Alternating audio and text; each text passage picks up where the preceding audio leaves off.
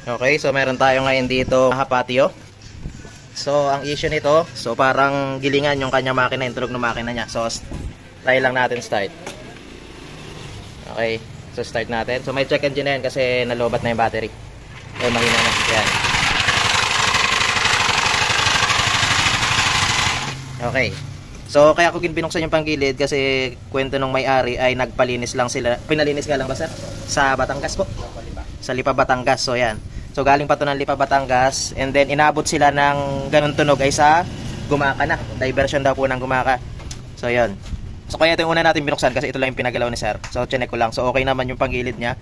Kasi tinanggal ko na yung pulley niya, naingay pa rin. So ibig sabihin, hindi dito yung kanyang problema. Okay? So ngayon, check natin muna bago natin buksan yung makina. So pwede kasing tensioner lang. So check natin yung tensioner niya, and then kung wala pa rin doon, so saka natin titingnan yung loob ng kanyang makina. So baka bearing ng camshaft. Okay? So buksan ko lang ito and then update ko kayo mamaya. Okay, so update. So natanggalan natin yung kanyang upuan. So pag-check ng tensioner niyan, so ikot nyo lang siya clockwise. And then dapat pag binitawan nyo, babalik siya. Yan. So ibig sabihin, good ang tensioner nito. Yan. Bumabalik siya. Yan. So no choice tayo. So kailangan nating buksan yung kanyang makina. So natakbo pa nga lang pala nito. So napakababa pa ng odometer nito. Yan. So 12,294. So yun pala ang odometer nito. So ngayon, kailangan nating tingnan yung kanyang head.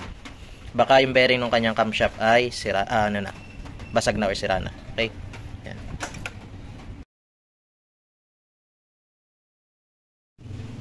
Okay, so update dito sa ginagawa nating Yamaha Patio.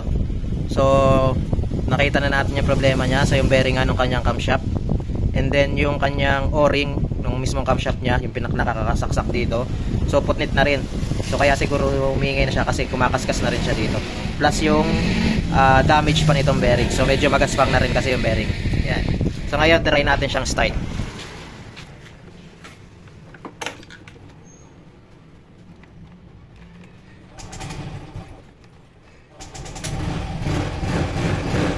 Yan.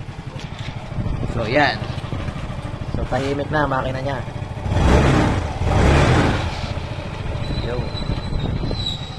Okay. So yan. So sa mga gusto pong magpagawa, so dito lang tayo located sa Barangay Burgos, Lopez, Quezon.